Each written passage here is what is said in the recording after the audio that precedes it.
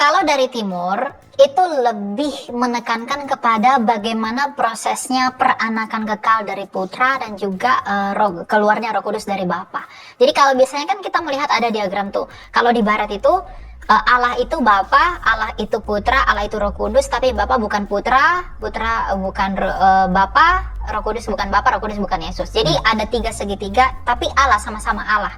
Nah, jadi penekanan barat itu adalah esensinya, hakikatnya begitu. Kesatuan hakikat.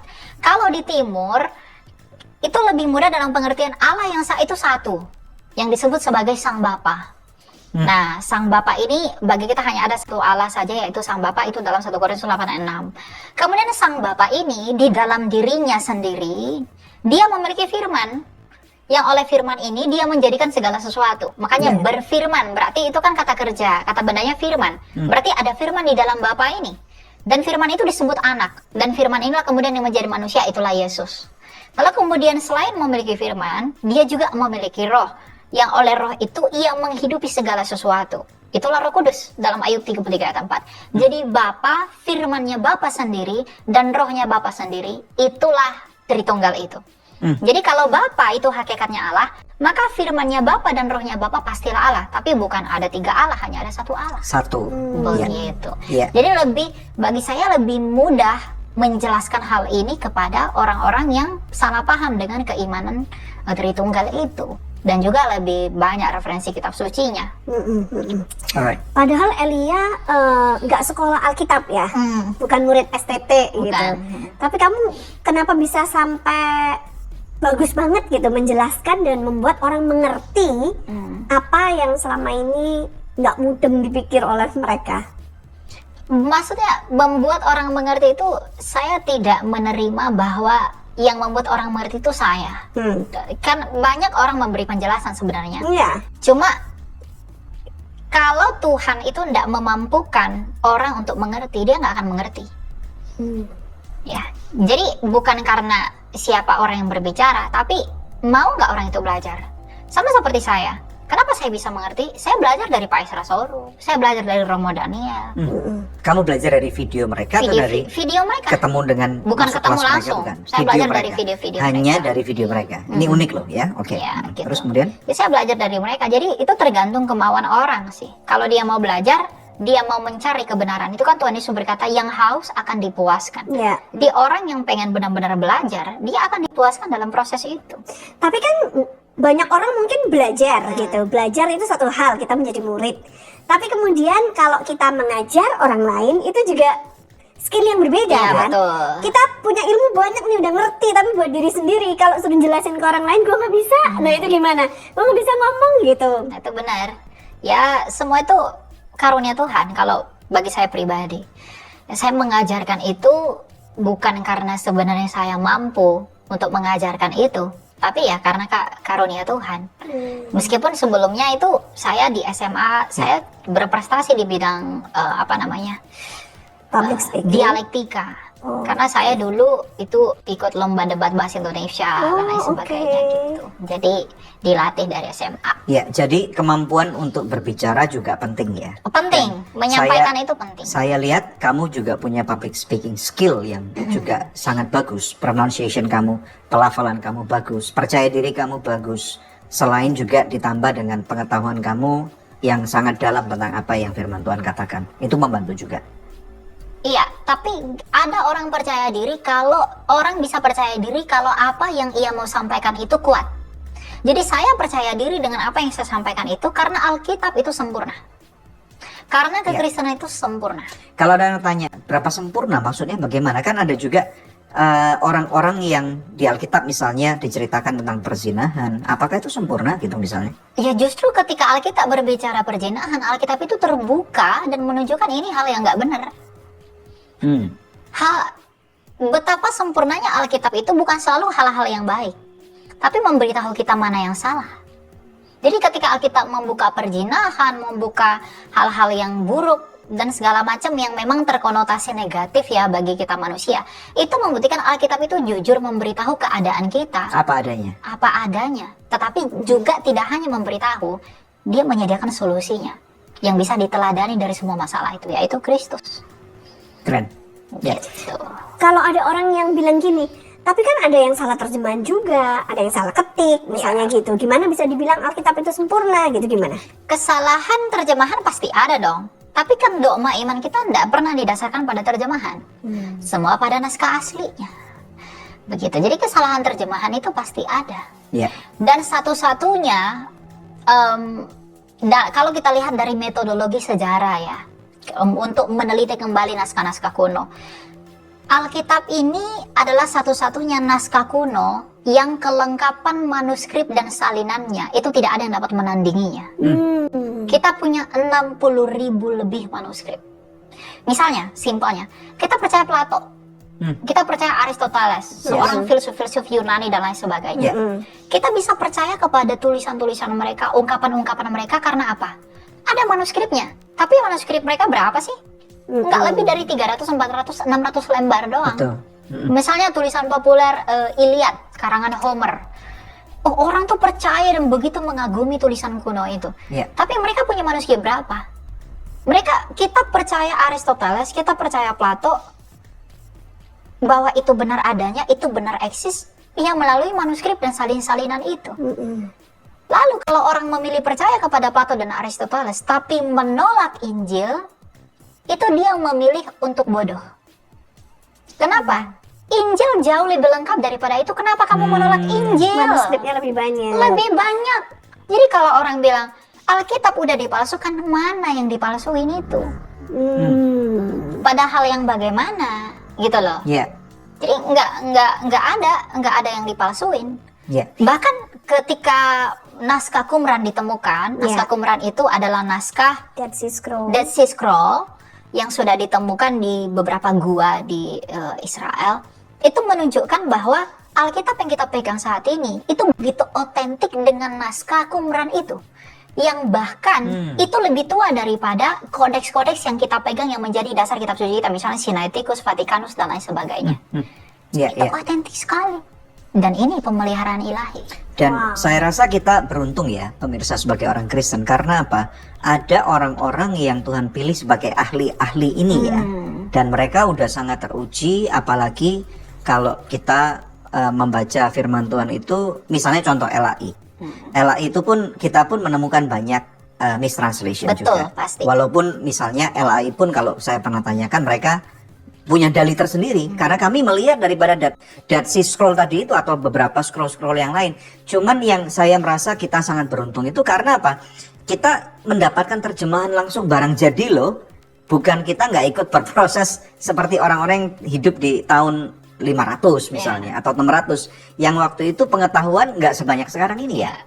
Produk jadinya firman Tuhan nggak sebanyak yang kita punya sekarang ini. Betul. Iya, betul ya. Betul. Nah, apakah Elia percaya bahwa kamu dipilih oleh Tuhan untuk generasi kamu sekarang? Saya dipilih oleh Tuhan bukan menjadi dasar untuk memegahkan diri, tapi pemilihan Tuhan itu karena anugerahnya. Pemilihan Tuhan itu karena kita mau meresponi pemilihannya dia itu.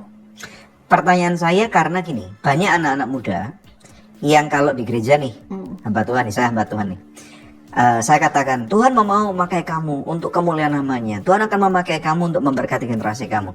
Banyak anak-anak muda yang usianya seperti Elia 21 tahun atau bahkan sedikit lebih muda atau sedikit lebih tua mengatakan, gua nggak siap gitu, jangan pilih aku nggak bisa apa-apa gitu. What do you say? Ya kalau saya pribadi, siap nggak siap itu kalau dia tiba-tiba datang, kemana ketidaksiapan kita itu akan berujung. Masalahnya begini, ketika orang berkata kamu dipanggil oleh Tuhan menjadi alat kemuliaannya dan segalanya, itu kan semua orang punya bagiannya masing-masing dalam pelayanan. True. Orang tuh enggak harus jadi seperti saya. Betul. Ada hal yang lebih besar di balik layar yang orang harus kerjakan, menjangkau yang saya tidak bisa jangkau. Jadi sebenarnya nggak ada alasan untuk yang menyamakan kita dengan orang lain. Nah, bagaimana caranya kita untuk bisa menjadi pelayan Tuhan di dalam apa yang Tuhan percayakan buat kita? Yang pertama, kita harus merendahkan diri dulu. Kita harus tahu siapa kita ini di hadapan Allah. Jangan malu mengaku dosa kepada Allah dalam doa. Jangan malu untuk menangis mengakui bahwa kita ini orang lemah di hadapan Allah. Yang dengan cara itu kita bisa menikmati dan merasakan kasih Tuhan dalam kita, bahwa kita masih ada sampai hari ini untuk tujuan apa sih? Kita masih hidup, setidaknya ada 3 hal yang harus kita cari. Yang pertama mencari pertobatan. Right? Yang kedua itu untuk memuliakan Allah. Dan yang ketiga itu adalah untuk mencari kehendak Allah. Apa sebenarnya yang menjadi panggilan kita? Jadi ketika dikatakan aku nggak siap, apa yang membuatmu nggak siap? Apakah karena memang kamu nggak mau siap? Nggak ada alasan nggak siap. Yang ada itu hanya nggak mau dipersiapkan. Banyak ini orang-orang ini. Jadi kalau mau, ya. oh Alkitab dengan jelas berkata apa yang kau tabur itu yang kau tuai. Ya. Jadi kalau kamu menabur kemauan, saya selalu berkata, enggak akan ada orang yang mampu memuliakan Tuhan kalau Tuhan tidak mampu kan. Setuju. Yang Tuhan butuhkan itu hanya kamu mau dulu. Kalau kamu mau, kamu pasti dimampukan. Masalahnya, orang yang mengaku tidak siap itu, dia mau nggak dipersiapkan. Kalau nggak mau ya nggak mungkin bisa dong. Kalau dipersiapkan aja nggak mau, Iya. berarti juga nggak mau dipakai Tuhan dong. Kan ada orang bilang gini kan, aku punya kehendak bebas, di mana aku boleh membuat keputusan untuk aku tidak mau tadi. Itu ternyata ujungnya nggak mau. Iya. Makanya itu yang saya katakan tadi, dibutuhkan kerendahan hati, bahwa hidupnya bukan lagi keakuan. Oh, aku nih gitu. Bukan lagi tentang itu. Iya. Tapi tentang ya tujuanmu hidup ini untuk apa? Kamu hidup sekarang, kamu berkatakan aku punya kehendak bebas. Iya. Ujung dari kehendak bebas yang menjamin hidup kamu tuh apa yang kamu lakukan? Misalnya saya punya kehendak bebas, saya mau cari begini, saya mau berusaha menjangkau bisnis saya begini-begini. Ketika kamu mati, dapatkah itu menolongmu? Dapatkah itu membantumu? Iya. Jadi memang kamu punya kehendak bebas, tapi kehendak bebas itu kamu gunakan untuk apa? Adam juga punya kehendak bebas, tapi ia mempergunakan buat apa? Melawan Allah. Wow. Apa yang Adam peroleh dari melawan Allah? Iya. Dosa kan? Dosa dan keterpisahan Betul. dalam hadirat Tuhan. Iya, iya. Demikian juga kita. Berarti apakah Elia meyakini bahwa waktu umur 19 tahun pertama kali bikin konten itu merupakan panggilan Tuhan terhadap hidupmu untuk menjadi seorang apologet? Betul. Gitu? Dan kamu meresponinya? Ya, Elia setuju mau untuk menjadi seorang ya apologet? saya mau. Keren. Saya mau dipakai Tuhan. Nah, banyak masyarakat yang masih bingung dengan kata-kata apologet ini. Boleh nggak bantu kami untuk menjelaskan apologet itu apa sih? Dan bagaimana caranya untuk seseorang bisa menjadi apologet? Ya, Rasul Petrus pernah mengatakan bahwa hendaklah kamu memberi pertanggungjawaban. Jadi kata pertanggungjawaban itu dari kata Yunani apologia. Apologia. Apologion jadinya. Nah, jadi apologia itu adalah pertanggungjawaban iman. Nah, orang-orang yang berapologia disebut dengan apologet. Ya. Oke. Nah, jadi apologetika ini adalah bagian dari penginjilan, di mana apologetika ini mempertanggungjawabkan apa yang menjadi berita atau kandungan dari kabar baik itu. Jadi ketika kita menginjili orang, Kristus telah bangkit, Kristus telah menyelamatkan manusia, Kristus telah menang atas maut. Maka ketika orang bertanya pada kita, apa yang menjadi dasar pengharapanmu itu? Disitulah kita berapologia. Bertanggung jawab tentang pengharapan yang ada pada kita. Memberi jawaban tentang itu.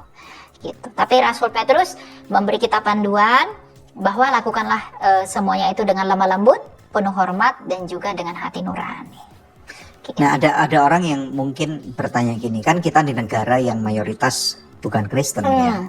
Di mana iman kita dianggap bahwa kita ini minoritas. Ya. Dan kita dapat melihat sampai dengan hari ini banyak sekali orang-orang yang intoleran.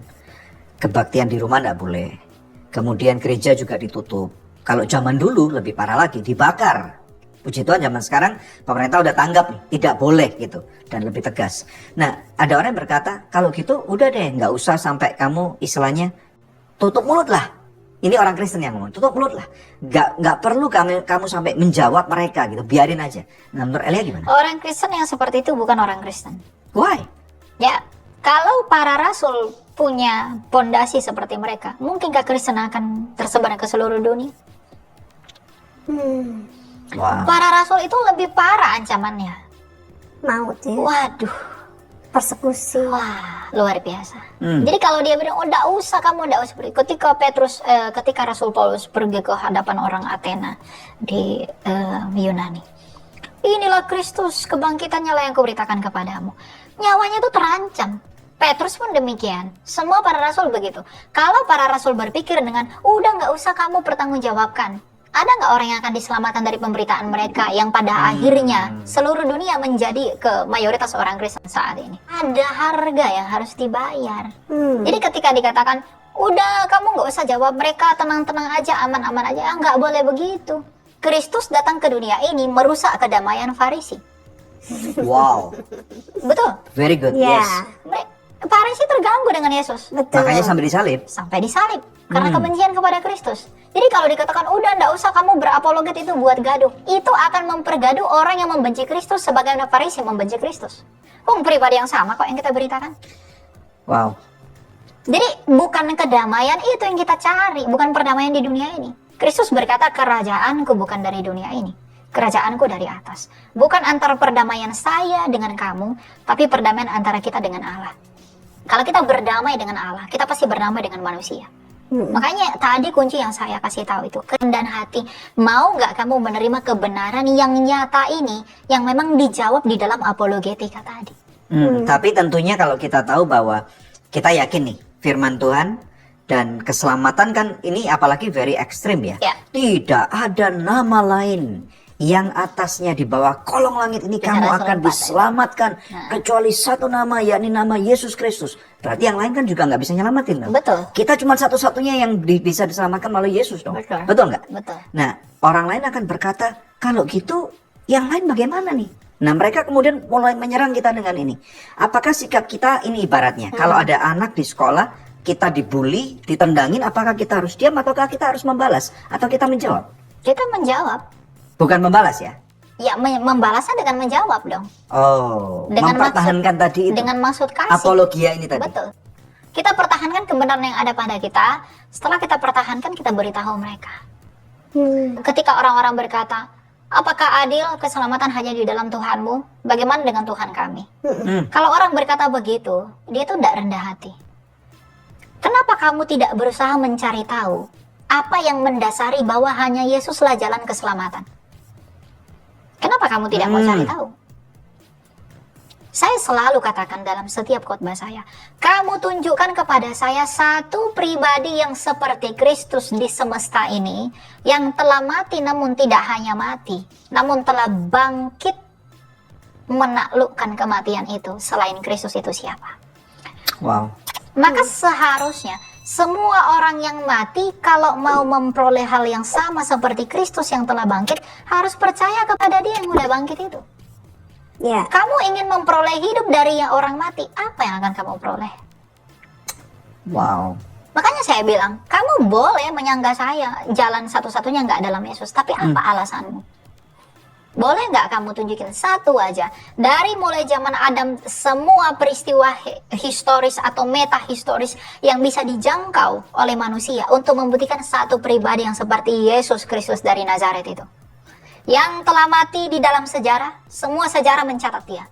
Yang telah bangkit dicatat oleh sejarah. Peristiwa yang menggemparkan itu, yang oleh karena hebatnya peristiwa itu, semua rasul rela mati demi berita itu. Iya. Satu aja tunjukin kepada saya. Nggak ada lagi yang lain. Nggak ada. Jadi sebenarnya kamu menolak dia, itu bukan karena kamu nggak sadar, tapi karena kamu sombong. Jadi apakah saya adil mengatakan kalau ada keselamatan di luar Yesus? Tentu tidak adil, karena nggak ada yang melakukan apa yang Yesus lakukan.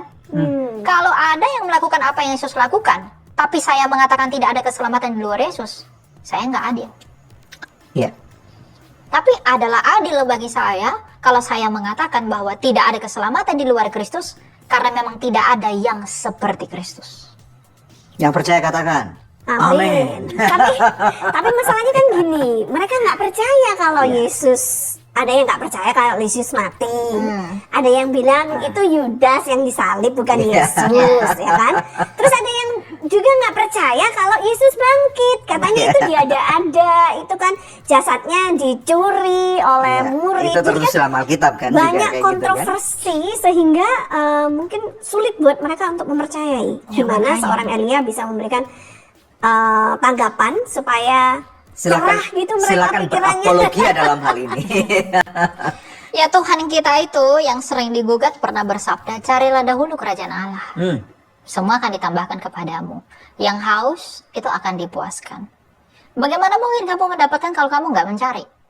Misalnya mereka mengatakan, oh Yesus itu kan hendak mati, dia tuh hendak bangkit. Tutup Alkitab, kita tahu dia mati dan bangkit. Dulu Yahudi sama Kristen konflik bukan? Konflik. Yang mencatatkan kematian dan kebangkitan Kristus itu orang Yahudi sendiri. Josephus Flavius dalam bukunya Antiquities of the Jews. Bahkan orang Yahudi yang membenci Yesus. Apa kepentingan dia mencatatkan itu? Apa? Nggak ada kan? Hanya sebagai rekod sejarah. Sejarah saking besarnya peristiwa itu. Wow. Tacitus dari Roma, Cornelius Tacitus dari Roma, Marabar Serapion, Lucian dari Samosata. Itu sejarawan yang bukan Kristen. Mencatatkan apa yang terjadi memang dalam Alkitab ini. Mereka nggak punya kepentingan dengan kita. Karena waktu itu Kristen itu istilah yang digunakan oleh orang-orang pada masa itu untuk mengolok-olok pengikut Yesus. Membuli ya. Membuli. Ya. Mesihin, pengikut Kristus, Kristianos dalam bahasa Yunaninya. Itu istilah pengejek. Apa pentingnya mereka untuk memperdulikan para rasul pada waktu itu? Ya kan? Berarti kalau mereka berpikir punya pandangan sampai ke abad 21, jangan-jangan nggak ditulis tuh pada waktu itu ya. Tetapi justru ya, puji nama Tuhan, segala sesuatu terjadi kebaikan ya. Betul. Kata itu manuskrip itu atau saksi itu menjadi satu bukti otentik yang tidak bisa diganggu gugat tuh. Jangan jauh-jauh naskah Qumran yang ditemuin itu membuktikan kan Injil itu. Iya. Gitu loh. Sesimpel itu. Karena apa yang dituliskan di naskah Qumran itu ternyata sama gitu kan dengan gitu Alkitab loh. kita. Jadi kita itu, makanya saya katakan Tuhan itu emang baik buat manusia ini. Dia seperlahan-lahan menyingkapkan yang benar itu. Dia nggak plang begitu. Dia butuh iman. Dia membutuhkan agar kita beriman kepada dia. Sesimpel. Ketika dalam Yesaya 40 Tuhan berkata kepada Yesaya mengatakan melalui firman Tuhan, dia berkata bumi ini bulat. Ya, kita buka ya supaya nanti kita. Yesaya 40. Yesaya bilang gitu ya. Yesaya 40, Yesaya 40 betul. ayat 22. Saya akan baca ya. Yesaya 40 ayat 22. Dia yang bertahta di atas bulatan bumi, yang penduduknya seperti belalang. Dia membentangkan langit seperti kain dan memasangnya seperti kemah kediaman. Oke. Tuhan bertahta di atas bulatan bumi. Ada nggak teknologi yang Yesaya pakai waktu itu untuk membuktikan bumi itu bulat? Tidak ada. Belum ada. Tapi kenapa dia tetap beriman? Karena dia terima pewahyuan dari. Karena dia Roh tahu Kudus. Tuhannya itu hidup. Betul. Dan sekarang dibuktikan bumi itu bulat, maka berbahagialah Yesaya. Maka definisi iman dalam kitab Ibrani dikatakan apa? Itu adalah bukti dari apa yang nggak kamu lihat dan dasar dari pengharapanmu. Artinya iman Yesaya bahwa bumi ini bulat, meskipun dia tidak melihat, itulah yang disebut dengan iman yang sungguh-sungguh. Iya. Nah, kita tidak melihat memang Yesus tersalib dan lain sebagainya. Memang kita belum sempurna mendapatkan pembuktian itu. Iya. Karena perlahan akan disingkapkan. Tapi kita butuh iman untuk itu, sebagaimana Yesaya telah beriman. Sebagaimana Abraham telah beriman. Iya. Iya. Karena waktu Betul. mendapatkan wahyu firman ini, kemudian Yesaya menuliskannya. Menuliskan. Itu kalau bisa aja terjadi pergolakan dalam batinnya, benar apa enggak bumi itu bulat Betul, gitu kan ya. iya. Tapi anyway dia tetap tulis karena dia percaya pada Allahnya pewahyuan hidup. Roh Kudus. Dan dia punya iman. Dan sekarang siapa yang mengatakan Yesaya tidak berbahagia dengan imannya yang dia miliki itu? Maka Iya. berbahagialah orang